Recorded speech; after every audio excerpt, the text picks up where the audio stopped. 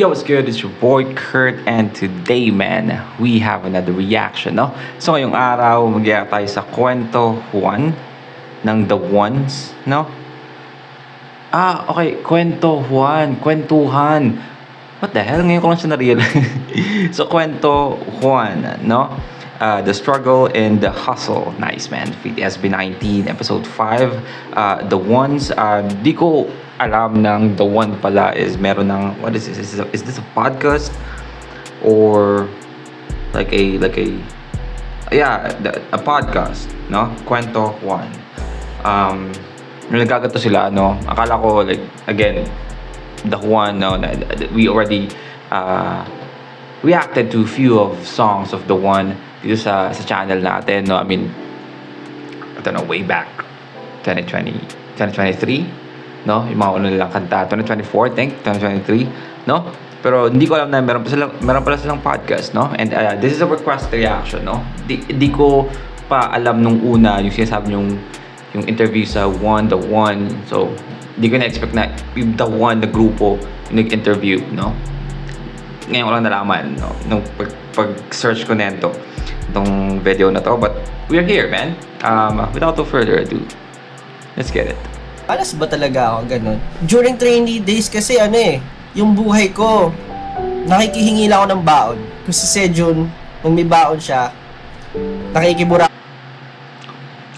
Isa pa lang, naiiyak na si dito. Si Josh. Out lang ako. As in, ganun ako. Kung wala silang pagkain, hindi kakain, ganun. Kung wala kang mahihinga na kahit ano sa ibang tao, magtitiis. Tapos, sabi nga yan ni hindi tama na below ko na nasabi nga yan ni Josh, no, doon sa interview kay Tony. Ano ba yan? Napakalungkot ang topic natin. Naalala ko yung kay Tony. Basta, yun nga, di ba? Nangingi siya ng baon, no? Doon yung way ng pagkain, pambuburaot sa mga kasama niya sa practice. No? Ang hirap nun, di ba? So, kung wala silang dalang baon, for example, kumain na sila bago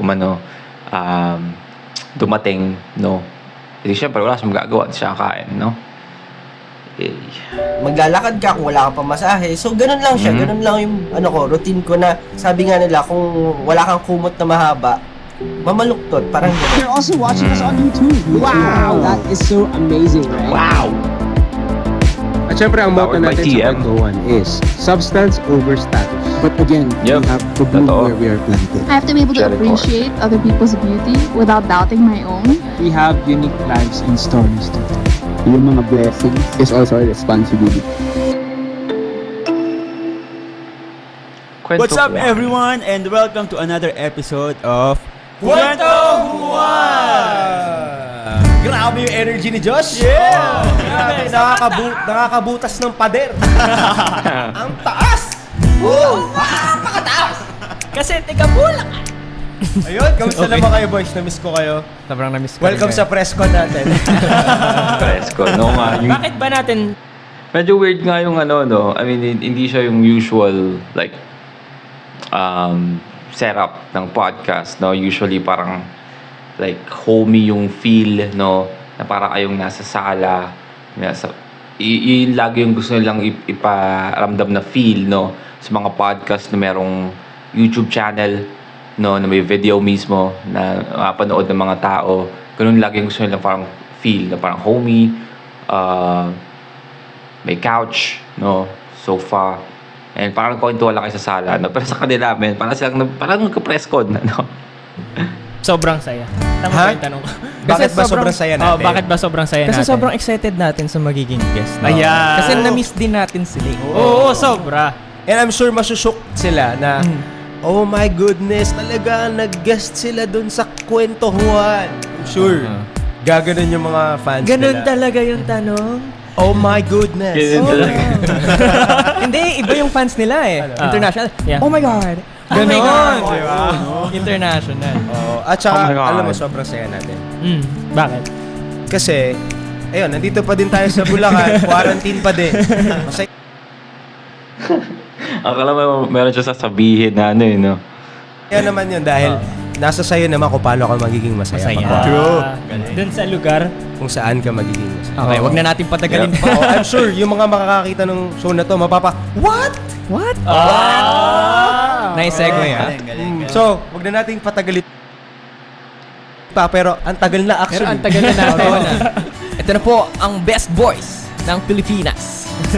Boys. 90.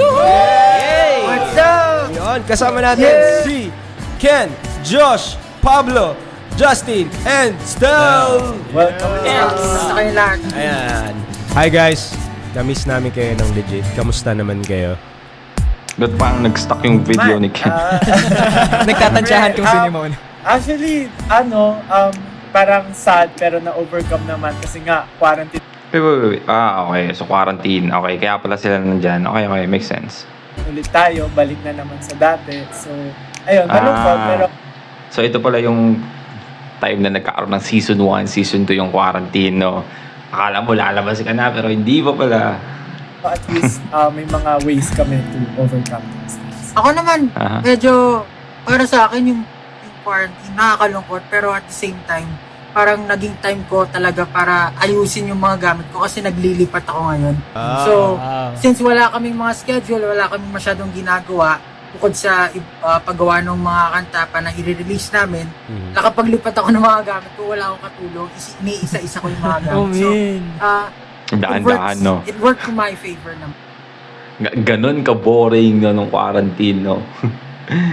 Nakapaglipad siya dahan-dahan pa isa-isa, no? Everyday isa. Lipat ko nga tong ref na to ngayong araw. Fuck!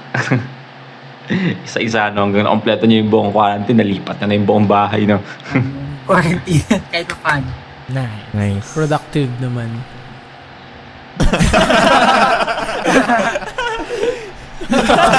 Akala, bakit? Kasi lang mag-agree. akala ko may sabihin eh. Ikaw Josh, kamusta naman? Ang iyong parang naputol, no? Parang biglang nawala yung quarantine. Sa akin kasi parang feeling ko naman na ngayon, sanay naman din talaga ako kung nasa bahay man o nasa labas lagi. So, ngayon, since nasa bahay, nag-aaral ako ng magagawa, maging productive sa sarili ko. Ayun, inayos ko yung mga gamit ko, ako. Tapos, parang nag-try ako ngayon matuto na kung ano-ano mga bagay. Na-imagine ko, no? Si Pablo, nung quarantine. Hindi natin alam, no? Hindi natin alam, marami siyang nakatabi, no? Pero, imposibleng hindi siya nakapagsulat ng napakaraming kanta during quarantine, no? Imagine gaano karami yun, no? Imposibleng 1, 2, 5. Imposible. Baka nga may mga unreleased pa rin siya hanggang ngayon, no? Ganun, tapos tinry kong mag-explore pa kung anong pwede kong yung skill ko or ma-explore pa na ibang bagay na pwede kong matutunan. Nakita nga namin na nag-vlog ka na ngayon eh. Pinapanood talaga? namin. Vloggerist. Sino nga ba ang isang Josh? X-Files yun. Sabi niya doon, gusto niya daw makita ng mga tao yung tunay na Josh, yung behind the stage. Kasi ito yung Peking Josh. Ganun? Hindi nasa isip ko. Yun yung nasa isip mo? Diba? Gusto naman si Ken. Si Ken. Ihuli natin si Stel. Ihuli natin. Ako? Yeah. Ako. Okay ka naman ako. Ano naman ang Ngayon, pinagkakaabalahan mo? Ako kasi parang pag umabot ng mga 2 a.m. or 3 a.m., sobrang nanonood ako ng mga tao dito. Alam mo yung sa forest na nagluluto ng mga kung ano. Okay yung mga 2 a.m., 3 a.m., tanghali, right? Tanghali. Madaling araw. So, pampatulog. Di ba yung mga yung mga nagluto sa jungle, gumagamit sila ng mga usually yung mga gamit nila na panluto is yung gamit lang din yung mga pang survival kit, some shit. So, para siyang ASMR in a way, no? Pero pagluluto, parang yung ginagawa mo nung bata ka pag nanonood ka ng National Geographic, no? Ganun, papantok. Something. Primitive life. Yung gumagawa ng swimming pool sa gitna ng gubat. Oo. Yung gamit yung mga tayo na din ako doon na tawag dito. naingganyong manood no? Parang nakaka-hypnotize, no? Parang gusto ko pa bang manood pero parang ayaw ko tumigil eh. Parang gusto ko malaman kung anong ginagawa nila eh. Tapos pagkagising ko, tinatry ko talaga magluto. Kasi sobrang naiinggit ako na ang galing nila magluto. Parang ang sarap panoorin. Lalo Sarap panoorin, no? Hindi lang kain. Tapos air fryer lang yung gamit. Tawag dito. Ano yung lutuan na yan? Si Pablo lahat tinira eh, no? Si Josh, si Ken. So, ako practice talaga ako magluto. Para at least, kasi, lang ako eh. Prito-prito lang alam ko talaga na Same. Iba't ibang klaseng luto ng egg. Same. Oo. Take note guys, sinigang na egg. Hindi po sopas yun, sinigang po yun. Sinigang yun. Angas. Pero nakikita ko sa background ni Ken, parang bukod sa nilulutong pagkain, mukhang nagluluto din siya ng mga bagong kanta. Very producer yung studio nga yung sabihin ko dati. Nag-practice lang ako. Nag-practice. Nice. Practicing arrangements. At syempre, last but not the least, Stel, happy birthday.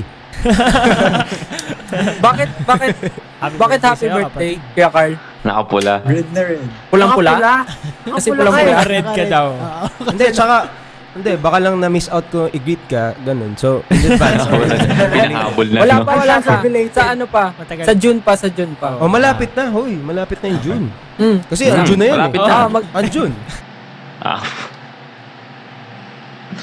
June na yan eh. June na yan eh.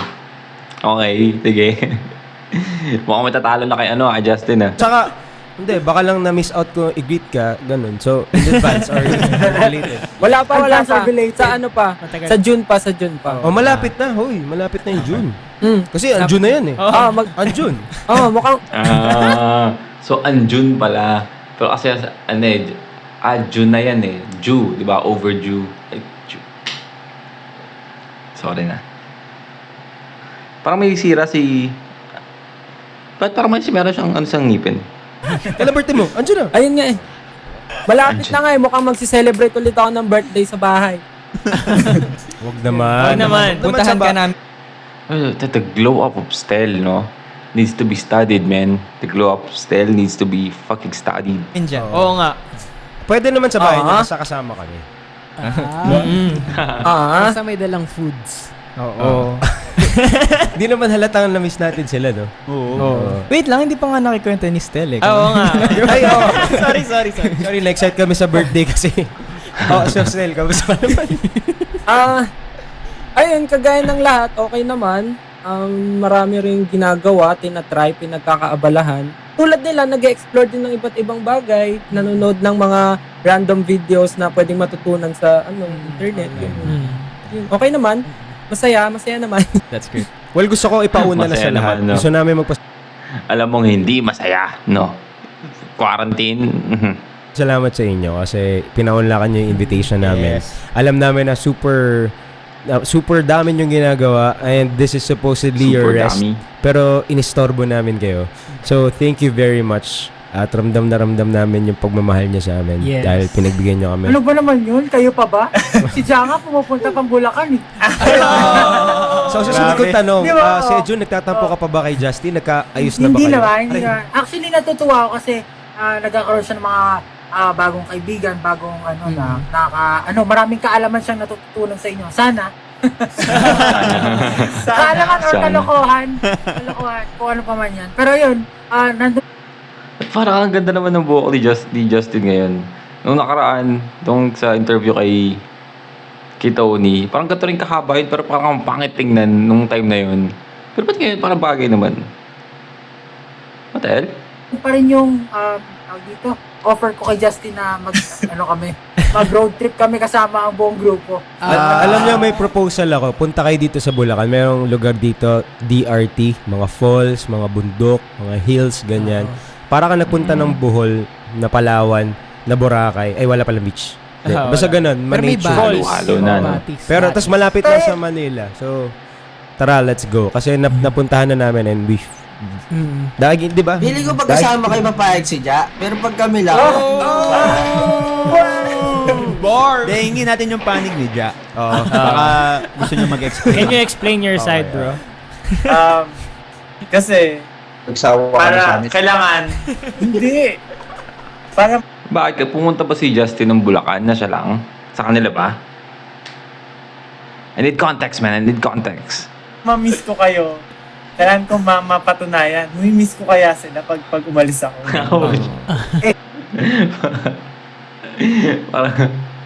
parang logic na na kung sa relasyon na mag-break kaya kami nito. Tapos tingnan ko kung after a few months mahal ko pa din. Ganun ba? Hindi. Okay, so gusto ko din pala kayo i-congratulate sa inyong latest single na What? grabe. What? LSS kami. May certain tone yun eh, di ba? What? Ganun. What? What? And from the music What? production to the music video, talaga namang Grabe. international levels. You raised the bar for OPM. Not just for groups, pero for OPM in general. in general. I think I will not be shy to say that's probably the best music video I've ever seen na Filipino made so far in my entire human Totoo, being man. life. Yes. Like, ano siya no? Napaka linis, no? Yung transition, yung camera works, no? Yung mga CGI effects, VFX, no? Malinis, no? Hindi OA, hindi kulang, men. Tama-tama lang, no? Yeah. And it's all in the mind of Justin, man.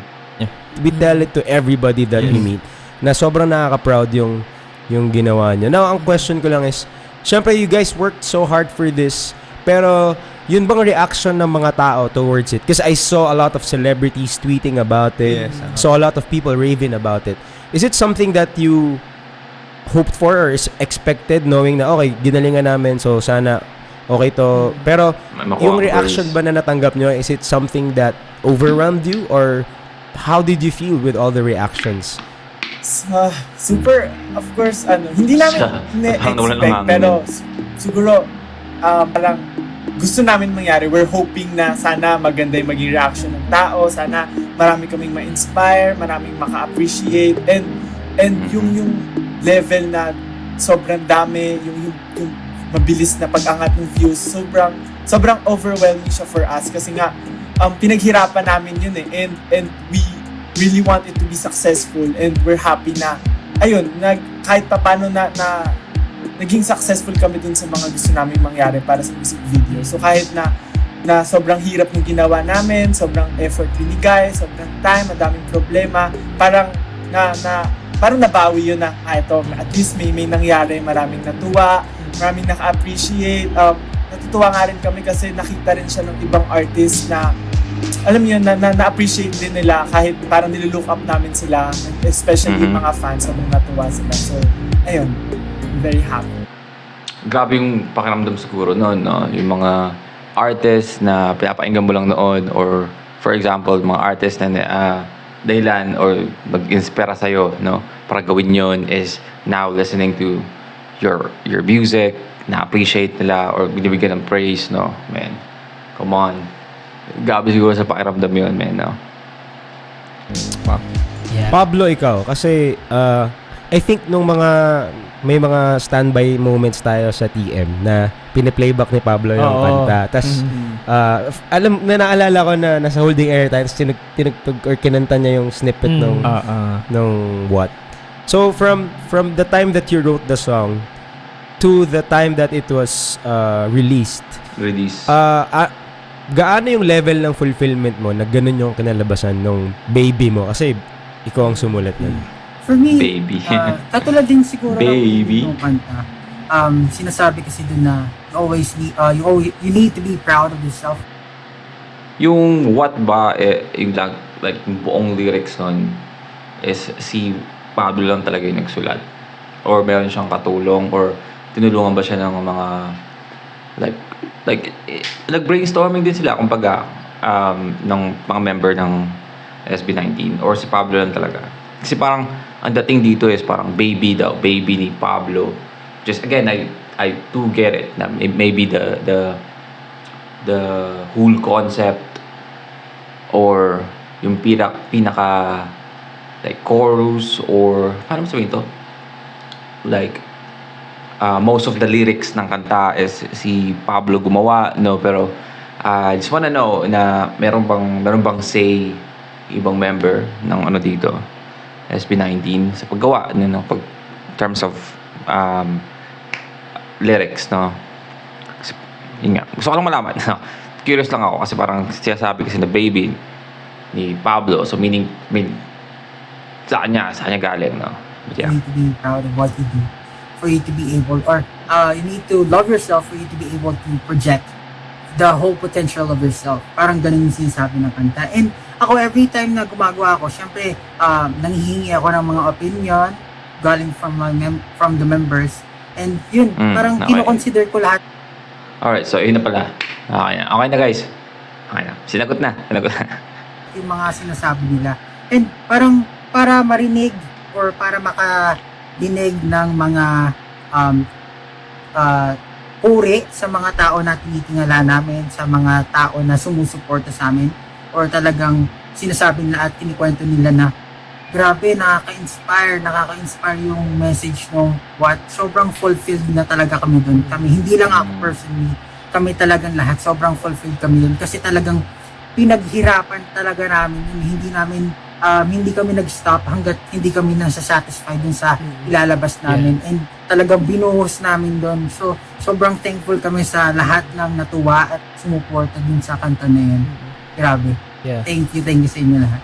So, Pablo, you were talking about the meaning of the song. Pero It's a curious masterpiece, ako, no? ano yung naging inspirasyon niyo? What drove you? What pushed you to actually come up with the song that's directly inspirational? Kasi yung grupo namin, meron talaga kaming ultimate goal. And that is for the Filipino talent to be known all over the world. And yun, katulad nga nang sinasabi ko, interconnected kasi yun, katulad sinasabi ko sa previous interviews namin, na like, iba't ibang countries nag-focus yan sa different things, kaya sila kilala sa isang bagay. Yeah. So, I think sa sobrang talented ng mga Pinoy, sobrang daming talented na Pinoy talaga na Wait, I mean, I'm so distracted. Anong background music? Narinig ba nila to or dito lang sa video? Kasi parang masyadong malakas yung background music, iba't no? ibang countries nag-focus yan Pumasok. sa different things, kaya sila kilala sa isang bagay. Yeah. So, I think sa sobrang talented ng mga Pinoy, sobrang daming talented na Pinoy talaga na sa tingin ko, pag nag-focus tayo dito sa craft natin na to at talaga namang binuwas natin sa lahat na yung energy, resources natin din, feeling ko, we can reach new heights talaga eh. Yeah. Feeling ko makikilala talaga tayo sa buong mundo. Tsaka bukod sa talent, iba yung puso ng Pinoy, iba yung puso ng Pinoy. Kasi alam mo, ang daming sa totoo lang, ang hirap dito sa Pilipinas, ang hirap mabuhay sa Pilipinas. Pero no matter what happens, yung mga Pinoy nakangiti pa. Nabi mo pa. Ang gusto ko lang magalit din sa Pilipinas na to eh, no? And padagdag pa to ang init. No joke aside, man. Ang init. Grabe. Ayan, makikita mo yung drive nila, makikita mo yung passion nila na mabuhay to survive. And kami, gusto namin na i-share sa mga tao yung mga experiences namin sa buhay kasi we feel like kailangan nila yun. Lalo-lalo na sa panahon ngayon ng pandemya. Maraming pinanghihinaan ng loob. Maraming gustong sumuko sa buhay. And marami ding pangarap, no, or yun nga, in terms of like talent or yung goal ng mga tao na parang nawala, na-crush, no, dahil sa pandemic na yun. Like us, nung mga naging kagrupo ko, again, I know na nabanggit ko na to sa ibang mga video ko na we also have, or we created a group actually, no? How many members? 1, 2, 3, 4, 5, 6, 7 members, I guess. Alimutan ko na, no?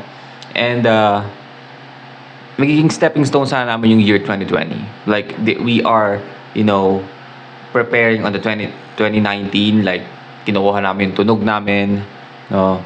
And we have few sessions na kami lang, no? You know, feel mo yung isa't isa, di ba? Yung vibe, kung paano kayo gagawa ng kanta.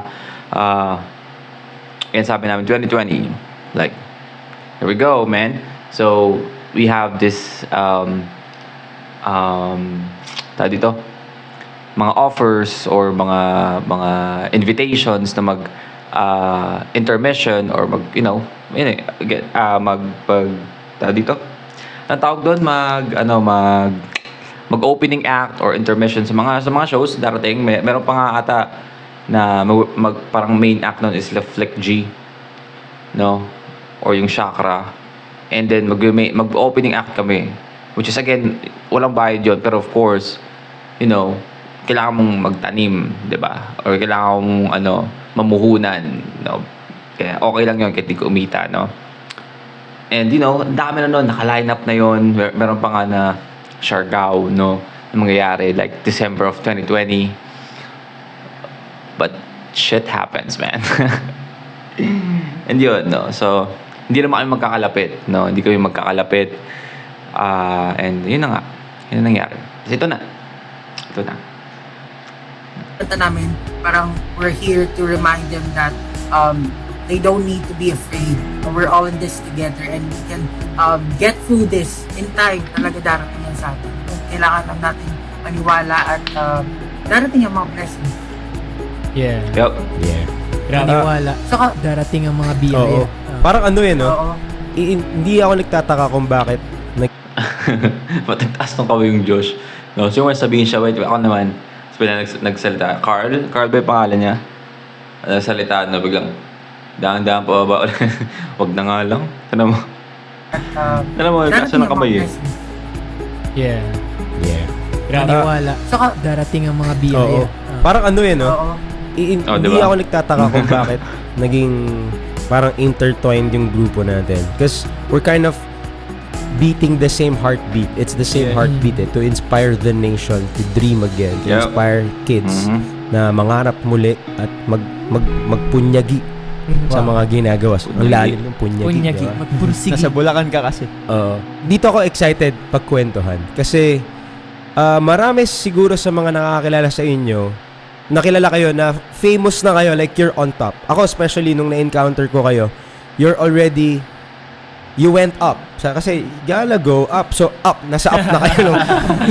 Galing galing na mga banat mo. Nung nakilala ko kayo, nandun na kayo sa up. Pero hindi alam ng lahat yung prosesong pinagdaanan nyo. And that's something that I'd like to talk about. Ano ba yung mga backstory nyo? What made you decide to be part of SB19?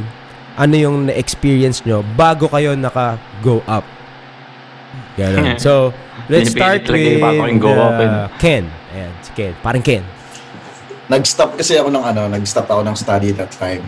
Pag-stop ako ng study, nagpaalam ako sa parents ko na sabi ko, magpapahinga muna ako, gano'n. Tapos next year na lang ako balik na araw. Yun na naman yung papahinga. Dumating tong opportunity na minessage nga ako ni Josh na gusto mo ba, recommend kita na mag-audition sa namin. Tapos ako naman, curious ako, ano ba tong sinasabi ni Josh na parang may group nga daw, gano'n. Tapos ayun, natanggap ako parang naging virtual audition ko. Nag-send ako ng video sa kanila. Sinakulit ako sa virtual audition nga lang pala, yung ginawa niya. Parang okay lang ba sa'yo na pumunta dito? Pero yung problema ko talaga kasi wala akong kapera-pera talaga. Wala akong kapera-pera, so doon ako nagpaalam sa lola ko. Sabi ko sa lola, baka hindi na ako tutuloy mag-study muna. Sabi niya, bakit? Sabi ko, kasi nag-audition ako tapos natanggap ako sa isang company. Sabi niya, seryoso ba yan? Baka scam daw, ganun, scam. Totoo naman, di ba? Lola yan. Scam, hindi. Uwi ako ulit. Sabi ko gano'n. Scam nga. Hindi niya alam, no? Hindi alam ng lola niya na uwi siya, no? Na go up na. No? Go up. Sabi ko, uwi ako ulit. Tapos, sabi niya, wala kaming pera. Sabi niya gano'n. Sabi ko, utang ka muna kay tita. Sabi ko, utang ka muna. Lola ko lang talaga yung kasi hindi ko pinaalam sa lahat kasi Siyempre, sigurado, hindi papayag, di ba? Mhm. Pero, nung time na yon, Pero mga lola talaga, no? Mga lola talaga yung dali mo malapitan sa ganyan, no? May mga meme nga, di ba? Yung bibigyan ka ng pera, kailangan patago. Akala mo illegal eh. Parang nag-drug deal kayo, no? Tago mo na yan, hawakan mo na yan. Sa mga ganyan, no? Mga lola talaga, no? yung umano ng plane ticket ko, si Josh. Si Josh talaga yung umano ng plane ticket. Grabe si The Josh. goat, Yung dala man. kong pocket money The ko, goat. 1.5. 1.5 lang yung dala kong pocket money. So, Discompa. ako, personally, namang problema pa ako kung paano. Tapos, nakarating ako dito, sabi ko, paano ba bumiyahe papuntang nung studio na yon. So, nag-taxi ako, tapos yung nabayad ko ata, magkano ba yung 600? So, magkano na lang ako. So 900 na lang. So, grabe yung pinagdaanan ko.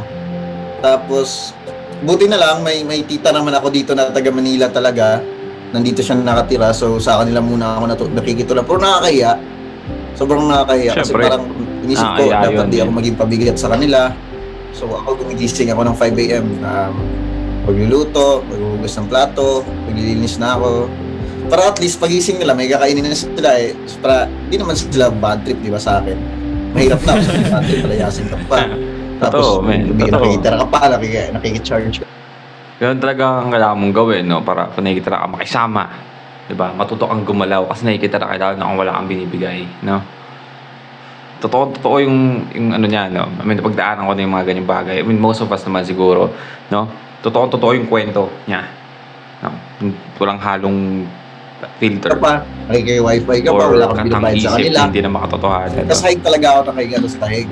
Hindi naman ako sanay talaga na matulog sa home na higaan kasi lumaki akong bukid, taga-bukid talaga ako. So, ano ako sa banig? Alam niyo yung banig?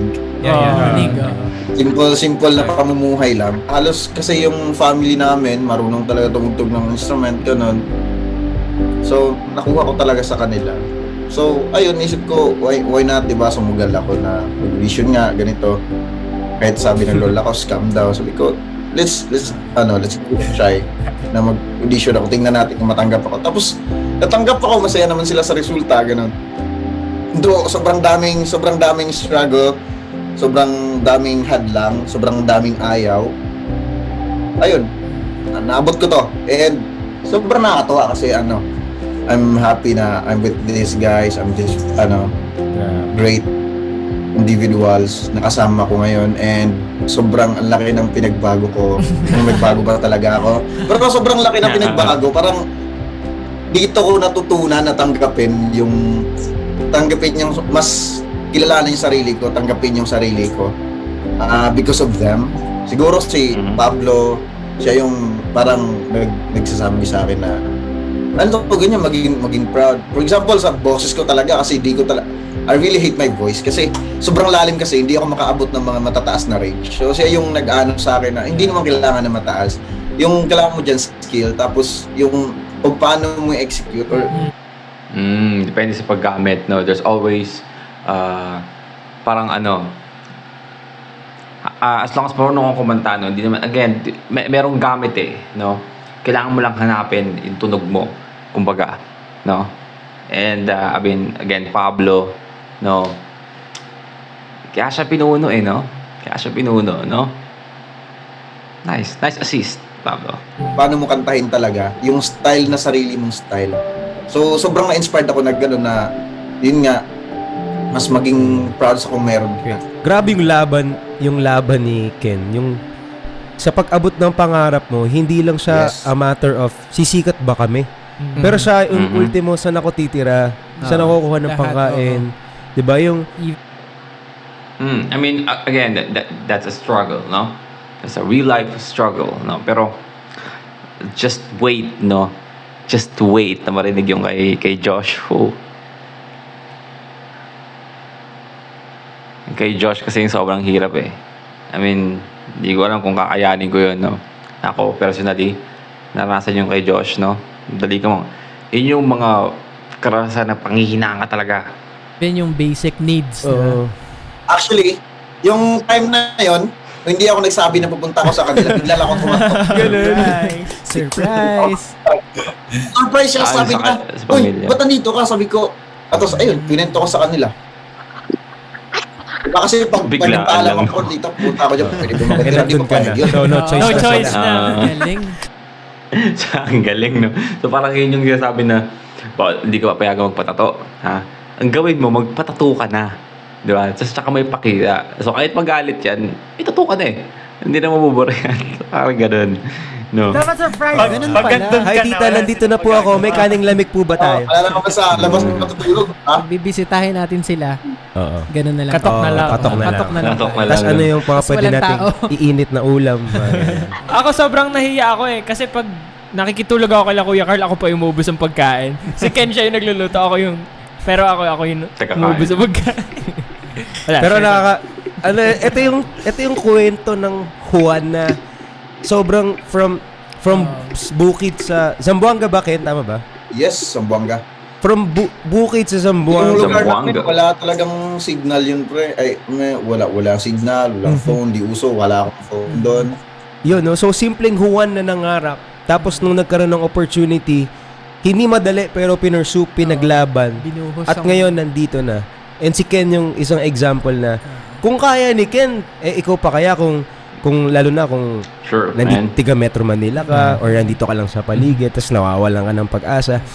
Take Ken's life for example. Grabe, sobrang Sobrang nakaka-inspire. Oo. So doon naman tayo kay Josh. Josh. Yung Josh. Si Josh yung yung recruiter. nagpahiram ng recruiter, Josh. yung nagpahiram ng plane ticket.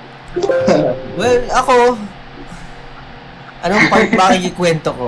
Kasi marami na naman ako na Ayun na, no. Ito na sinasabi ko. Again, yung nangyari kay Ken, still a struggle, no? Hindi natin ipagkakait. Totoong mahirap yun, di ba? Na hindi nakakapagsalita, no? Magda-dive ka, again, ito yung analogy na ginawa ko noon, no? Parang magda-dive ka sa tubig na hindi mo alam kung gaano kalalim, di ba? Ganun yung nangyari kay Ken, eh. Pero kay Josh kasi, men, i-compare natin yung naranasan ni Josh pag-uumpisa. Parang pag pipiliin ka sa dalawa, pipiliin ko kay yung kay Ken eh. In a million miles, no? Ganun kalayo. No? Yung pagitan. Kasi ang hirap nung kay Josh, man. Hirap na mga sinimulan niya, no? Kumbaga yung kay Ken eh, parang makakaisip ka pa ng ano kayang plan B ko dito, ganyan, ganito. Yung sa kanya kasi parang laging plan A or nothing, no? Ganun lagi nangyayari.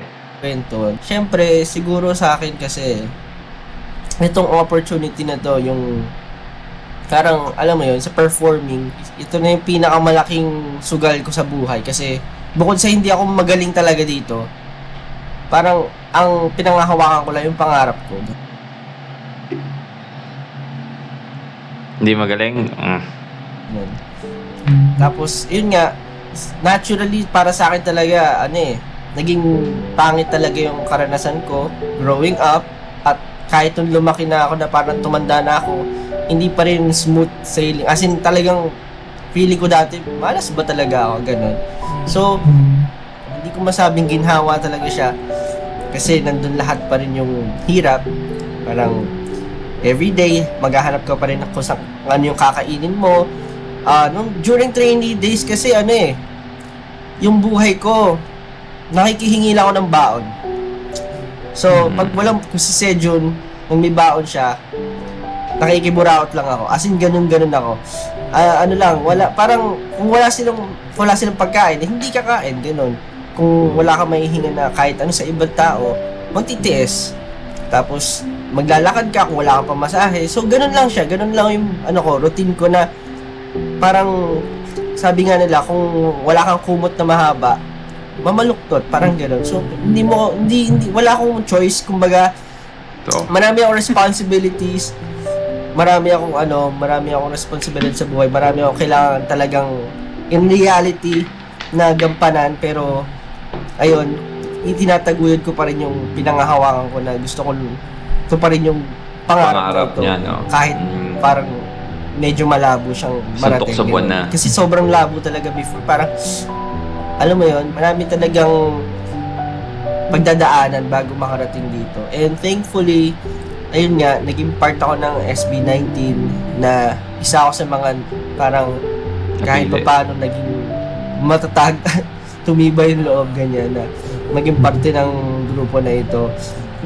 At ayun, feeling ko naman worth it lahat ng paghihirap. Ayun nga, from being born up until siguro until the age of 25, ganyan, dun lang nag-start parang ganun Dun lang ako nag-start na medyo mawala mawala yung yung problema. feeling ko na Imagine, simula pagpanganak mo, no? Until the age of 25, no? Puro struggle. Tapos doon ka lang nag-umpisang makaranas na ng kahit paano sarap sa buhay, no? I mean, buti hindi siya nalulong, no? I mean, napariwara, no? Napunta ka naliko ka sa ibang landas. I mean, again, sinabi ko na sa inyo to, yung backstory ni Josh. Ito yung backstory ng mga villain sa sa mga movie, 'di ba? Meron siyang karapatang maging villain dahil sa nangyari sa buhay niya. Bata pa lang siya, inaano siya ng ng katulong nila, pinapaso. That's fucking torture, man. Tino-torture mo yung bata, no?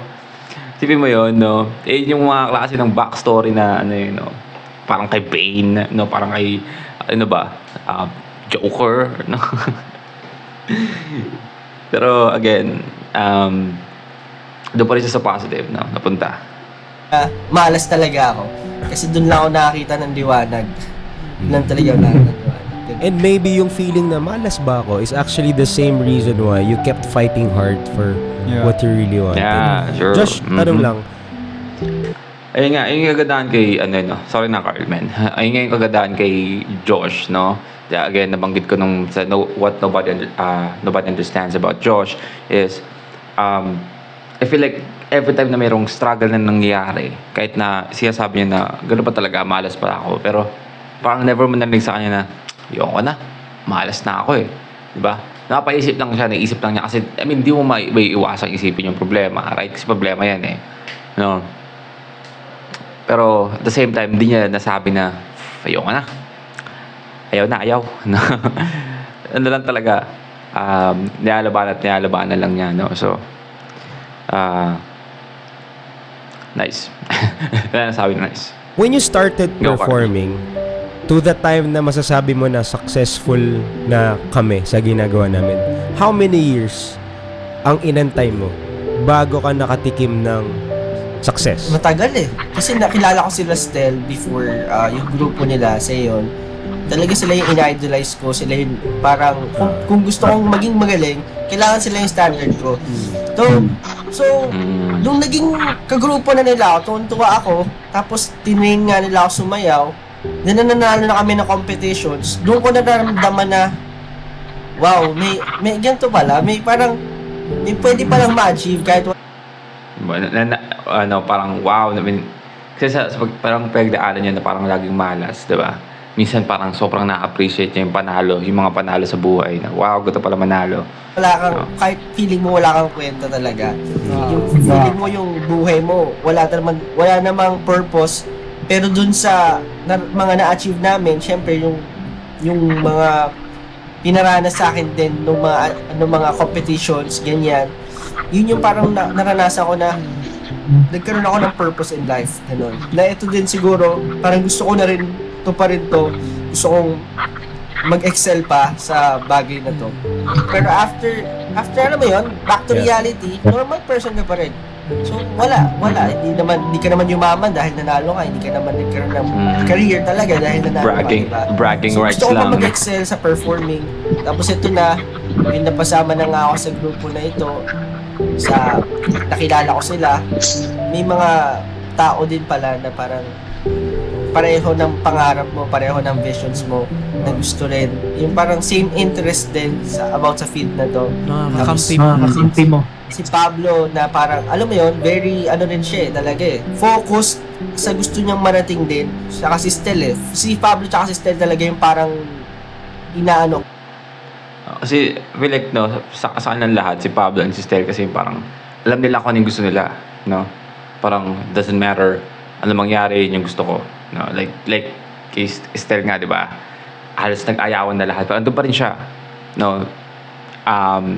Parang nag-hold siya dun sa parang onting pag-asa namin, baka tumuloy pa to, no? Doon pa rin siya still practicing, training, no?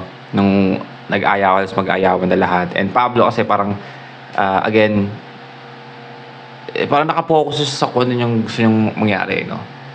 So, yeah, I mean, I feel like isa rin yun sa mga, sa mga nakatulong kay Josh, no? Para ma-realize na, hey, I mean, ako rin, gusto ko rin ng ganito, no? Na-adapt niya, no? Kila Stel, and kay Pablo. Which is, kagandaan, isa tamang panahon, no? What if dumating yung panahon na gano'n, na parang nasa point ka na parang ayaw na niya. Tapos hindi pa niya nakilala si Stel or si Pablo. Most probably, in yung time na pwedeng sumuko na siya, di ba?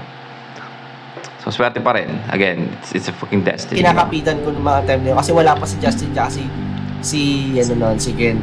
Parang kinakapitan ko na etong mga to, sigurado ako in the future, parang magiging successful kami. Parang gano'n. Dahil pare-pareho kami ng mindset. Yun na yung iniisip ko. Then, yung success na parang sinasabi nyo, sa totoo lang, kahit hanggang ngayon, hindi ko pa masasabing success, pero slowly, nararamdaman ko dahil sa love na natatanggap namin at sa support na natatanggap namin, mas nararamdaman kong gumagaan na yung pakiramdam, na nawawala na yung paunti-unti yung hate ko sa pakiramdam, no? Anong pakiramdam? May nakain na naman tayo ng liwanag. Shit, man. Adjust natin yung kote. Ayan. So, medyo kita na ako ng konti, no? Pero, biglang napakanta ng ng dama. This is what? Wait. This is 2021. Sobrang layo pa nila dahil sa sa love na natatanggap namin at sa support na natatanggap namin, mas nararamdaman kong gumagaan na yung pakiramdam, na nawawala na yung paunti-unti yung hate ko sa mundo, yung ganun levels. Kasi hate ko talaga yung mundo, parang ganun ka. Parang iniisip ko minsan, napaka-cruel naman ng mundo, talagang unfair para sa mga taong katulad. Ang haba kasi nung pagkasabi niya, yung parang yung ganong ng pagbigkas, no? Akala ko tuloy sasabihin niya, napaka-kupal naman ng mundo. Akala ko yun yung sasabihin niya. Alam mo, parang ngayon hate ko sa mundo, yung ganun levels. Kasi hate ko talaga yung mundo, parang ganun ka. Parang iniisip ko minsan, napaka-cruel naman ng mundo, talagang unfair para sa mga tao. Di ba, ang haba ng waiting time, tapos yung bibig niya, ang gano'n na. Parang, kupal?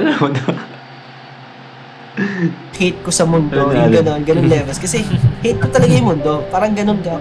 Parang iniisip ko minsan, napaka-cruel naman ng mundo, talagang unfair para sa mga tao. Ang babaw ko. Katulad ko, ganun. Pero ngayon, dahil pinaparamdam sa amin na mahal kami ng mga fans, ng mga tao, parang unti-unti, nawawala yung hate ko sa lahat. Parang gano'n. Wow. Very inspiring. Sumasaya. No? Ang dami ko ng notes eh. How about you, Stel? Kasi, misa kasi kung ano yung naramdaman mo, yun yung nagiging perspective mo eh. Di ba? Hindi nagiging mood mo. Di ba? Kunyari, kung malas ka, masama loob mo, ganyan. Nagiging pangit lahat eh. Ang tingnan mo, no? Pero kung may magandang nangyayari sa'yo, nagiging good mood ka, nagiging maganda lahat, no? Parang positive, parang nakikita mo palagi ng good side lahat. Pero pag lahat masama nangyayari sa'yo, masama yung mood mo, parang feeling mo lahat na lang masama, no? I mean, again, buti na lang. Kasi may karapatan talaga maging... Ba't pinipilit ko yung villain na, na arc ni Josh, no? Kamusta? Ano naman ang kwento mo bago ka naging part ng SB19? Yeah. Ayan. Like, gaano ba kahirap yung mga pinagdaanan mo? Ano na rin to? Ito sasabihin ko, share ko na rin yung story para na rin sa mga... The first 3, no? Na may sobrang hirap na, na karanasan. Kasi pag lang ko sila, feeling ko, may pinakamahirap na, like, struggle. No? I mean, Josh, number 1, no? Walang titibag dyan. Tapos, I feel like, sunod si Stel. And then Ken. And then Pablo and then Justin. Kung sino man dyan na nangangarap pero natatakot, nahihiya, sana maging, kahit pa paano maging example or kahit pa paano magkaroon kayo ng lakas ng loob.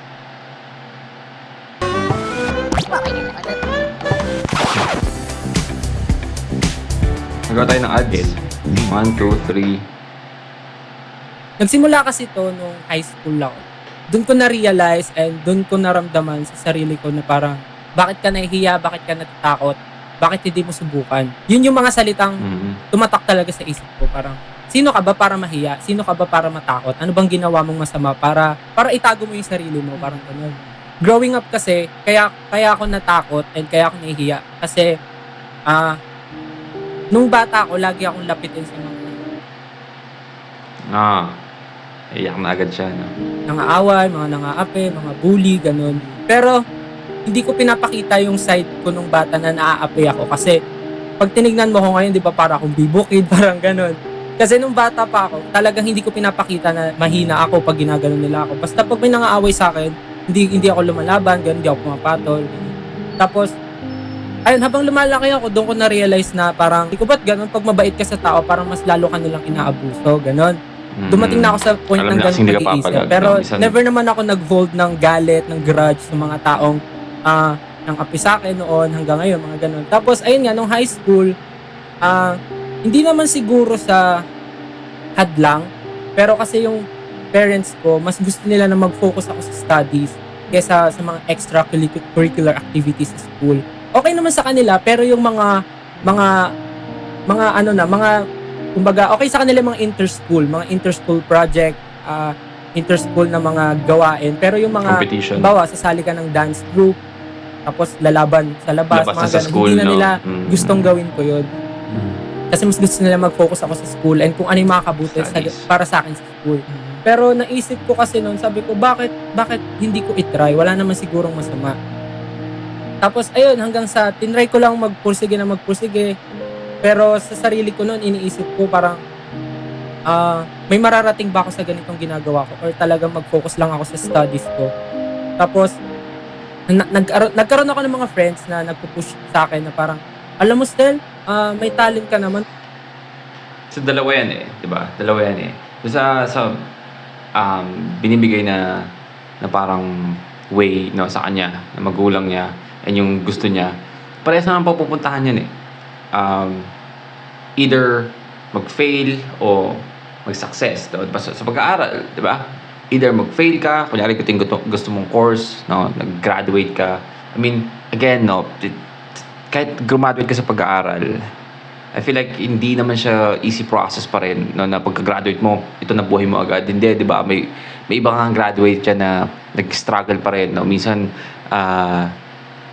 papasok sila dahil hindi nila makuha yung dream job nila at graduate sila sa course na gusto nila, na nag-end up sila sa mga entry-level job, no? Or doon sila nagsisimula, no? Minsan nagtatagal sila doon sa ibang pasukan trabaho, or same din naman, no?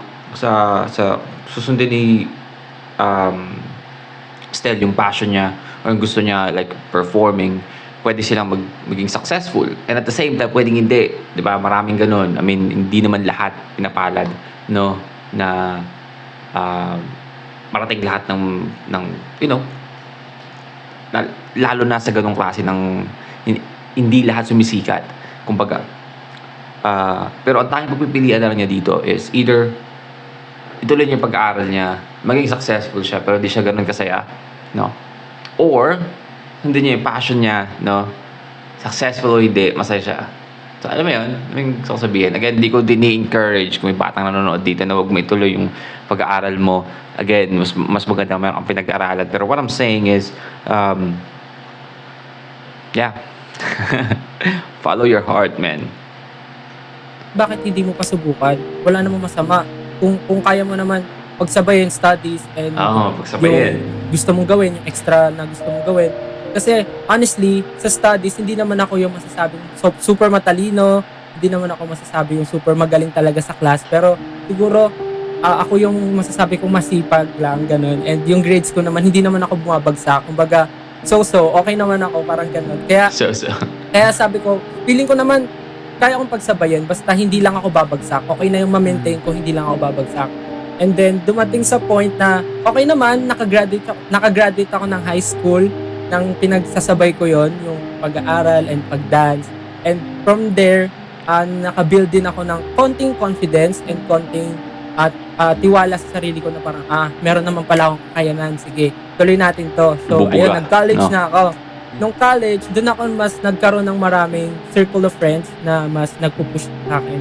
And ayun nga, Same na-mention ng ni Josh na doon ko nga ng nakilala, gustong yung mga gawin. kakilala ko nung high school, bumuo kami ng group, which is yung Seyon nga. Tapos lumalaban kami internationally, and then sa kasamaang palad, nagkaroon kasi ng time nung college ako, pinagsabay ko yung studies, yung pagsasayaw, and yung pagiging working student. Para makatipid din sa sa tuition fee. hirap Ayun, niyan, kailangan man. ko mag-working Ang hirap student. niyan. So, pinagsabay ko yung Nag-aaral tatlong ka, yun. literal. Tapos, feeling ko nung time na yun, kailangan ko mag-strive harder para, alam mo yun, may mapatunayan. Sa panahon kasi nun, kami yung maraming iniisip na parang, dapat ako, marami ako mapatunayan sa pamilya ko kasi mas pinili ko to. Tapos, from Las Piñas kami nakatira. Yung pinag-enrollan ko, Makati. Sobrang layo. Everyday travel. Layo. From Las Piñas, Layo Makati, nun. Makati to Las Piñas, uwian yun. So, aral, practice ng sayaw, and then work. Yun yung ginagawa ko everyday. Tapos dumating sa point na sobrang pagod na ata, hindi na kinaya ng katawan ko. Nagulat na lang ako, umuwi ako sa bahay, sobrang nalalambot ako, tapos hindi ako makatayo. Tapos lahat ng kinakain ko, yun pinusuka ko din. Ito na yung sinabi ni Casual Chok sa docu niya, nagkaroon siya sa baga, right? Ng hospital siya. Ganon. Tapos dinala ako ng parents ko sa hospital, tapos ayun nga. Sabi ng doktor, muntik na ako magkatubig sa baga. Sa sobrang dami ng mga ginagawa ko siguro, pagod din. Tapos doon talaga parang nalugmok ako kasi lahat ng pinagpaguran ko, lahat ng naipon ko, doon din napunta sa pagpapagaling ko. And doon ko na-realize na parang dapat pala hindi mo rin pinapagod yung sarili mo kasi yung ginagawa mo, true. yung pinag-iipunan mo, mapupunta rin sa wala pag ikaw na yung nawala. Parang ganun. Matuto ka rin na alagaan yung sarili mo, ganun. Wag mong sobrahan yung paggamit sa katawan mo kasi ikaw Mapupunta rin sa wala pa ikaw yung nawala, no? That's pa rin fucking yung deep. mawawala. Sa suffer. Tapos ayun, nung nagkasakit ako, syempre hindi ko na pwede ituloy yung studies ko. Kasi napunta na lahat sa pagpapagaling ko. Yung mga sinesweldo ko dun sa sa pinagtatrabahuhan ko, dun din napunta sa hospital. So napagdesisyon na ng family ko na kunin na lang ako ng tita ko sa Japan. Makatulong ako sa kanya doon and pwede niya ayun na pa ako pala yun. bigyan ng Yeah. extra money, kumbaga sweldo sa pagtulong sa kanya. Para yung may ipon ko doon, pwede ko rin ibigay sa family ko, sa parents ko sa Philippines. Parang ganun yung naging setup namin ng family ko. Naging okay naman ako, nagstay ako ng 6 months sa Japan. And then pagbalik ko ng Pagbalik na agad, hindi sinabi yung papakasal dapat siya. Come on, man. Pilipinas, ayun, natuloy na nga yung sinasabi ni Josh and Seyon, and then doon ko siya na-meet, doon ko siya naging friend, and then naging kagrupo ko siya. Tapos, dito na rin dumating yung pag-try ko na sumali sa audition for SB19. Actually, nung una, sorry, medyo ang haba ng story ko. Okay lang. Next Ayos week, lang. sa pagpapatuloy ng Kwento Juan.